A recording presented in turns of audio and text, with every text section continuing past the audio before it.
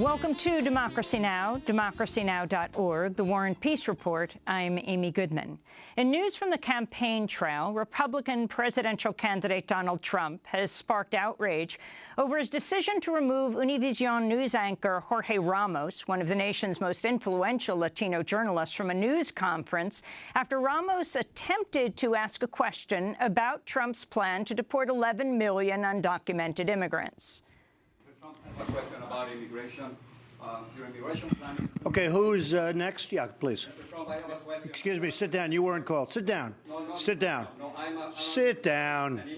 Go ahead. I have the right to ask the question. No, you don't. You haven't been called. I have the right to ask the question. Go back to Univision. No, this is Jorge Ramos was later allowed back into the news conference, and the two sparred for nearly 5 minutes over Trump's immigration plans. Finally, Trump ended the questioning by reminding Ramos that he's suing Univision for defamation and warning, quote, "They're very concerned about it, by the way. I'm very good at this," Trump said.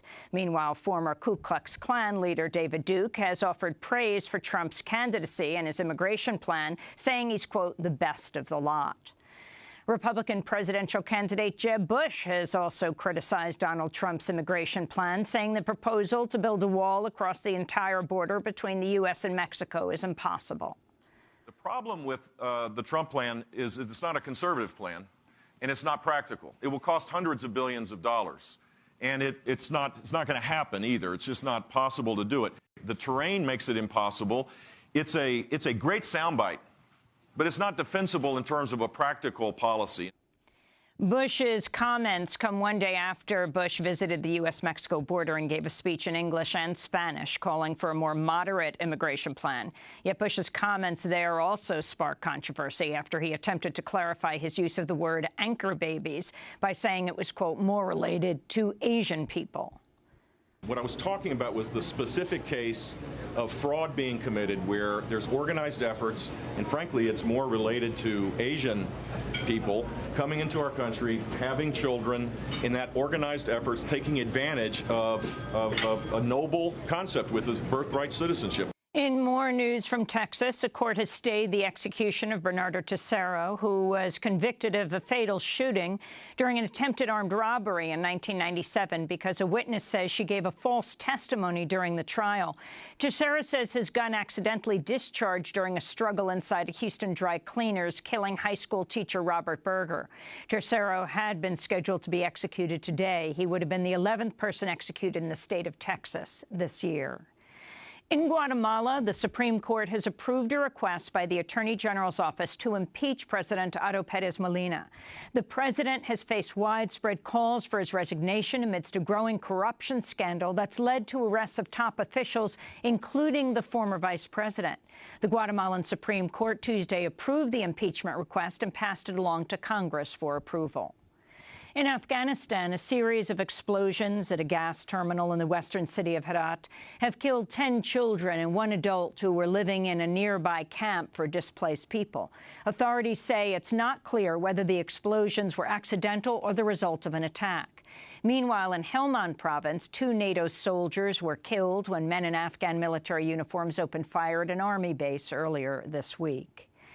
Air Force officials say the United States will soon deploy F-22 fighter jets to Europe, a move that military analysts see as a signal to Russia amidst growing tensions between the two countries. The F-22 fighter jet is considered the most sophisticated plane in the world. The announcement comes after the Pentagon said in June it was set to store heavy weaponry, including tanks, in Eastern Europe for the first time since the end of the Cold War. The Pentagon says the U.S. and Turkey have finalized details of a plan to include Turkey in the U.S.-led coalition battling the self-proclaimed Islamic State. Turkey entered the fight against ISIL last month, opening up an air base in the United States and beginning airstrikes against alleged militants in Syria. Turkey has also stepped up attacks against the dissident group, the Kurdish Workers' Party, known as the PKK, inside both Turkey and in northern Iraq, where the PKK has been fighting against ISIL for more than a year. Pentagon Press Secretary Peter Cook announced the plan for Turkey to join the coalition aerial campaign against ISIL Tuesday. The fact that Turkey is now going to be flying alongside with other coalition aircraft is a significant step forward, one we've been waiting for. We've been trying to work out these logistical details. We've been able to do that. We think this will be an important step forward. At the University of Illinois at Urbana-Champaign, more than 40 department heads, chairs, and directors have signed an open letter demanding the reinstatement of Professor Steven Salaita, whose job offer was withdrawn last year after he posted tweets harshly critical of the 2014 Israeli assault on Gaza. The university's former chancellor, Phyllis Wise, resigned 2 weeks ago after she was implicated in a scandal that involved attempting to hide emails detailing Salaita's ouster. The California Academy of Sciences has announced the institution will divest from fossil fuels following a campaign demanding the nation's top museums cut all ties with the fossil fuel industry. The call to divest was launched Friday by 350.org and the Natural History Museum, a new mobile museum that champions climate action.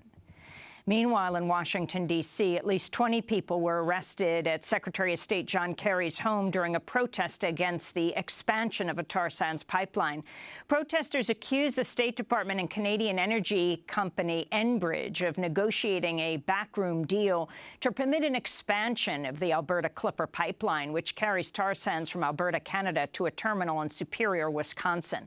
One of the world's most influential scientists, James Hansen, has said developing the tar sands would be, quote, game over for the climate. USA Today is reporting the Pentagon's ban on transgender troops could end as early as next May. According to documents obtained by the outlet, it's expected that the repeal of the ban could affect as many as 12,000 transgender troops. The Black Lives Matter movement held protests in at least 14 cities Tuesday to draw attention to what organizers are calling the national crisis of violence against transgender women. At least 17 transgender women have been murdered this year. The majority are trans women of color. Tuesday night, crowds gathered for rallies in Washington, D.C., San Francisco, Los Angeles, Portland, Brooklyn, Atlanta, Nashville, and other cities chanting "Say Her Name" and reciting the names of trans women killed this year. And in Texas, the Prairie View City Council has approved a measure to rename one of the city's central thoroughfares the Sandra Bland Parkway, in honor of the 28-year-old African-American woman who was found dead in a Waller County jail cell following her arrest last month. Sandra Bland was arrested July 10th by Texas State Trooper Brian Encinia, who alleged Bland failed to signal a lane change. Police dashcam video of her arrest shows Encinia forcibly removing Bland from the car and threatening to light her up. She can later be heard accusing the officer of slamming her head into the ground. Authorities have said Bland committed suicide in jail, a claim her family has disputed. On Tuesday, hundreds of people marched from Sandra Bland's alma mater, Prairie View A&M University, to City Hall, where hours later the council approved the plan to rename the street where Bland was pulled over, Sandra Bland Parkway. And those are some of the headlines. This is Democracy Now!, democracynow.org, The War and Peace Report. I'm Amy Goodman.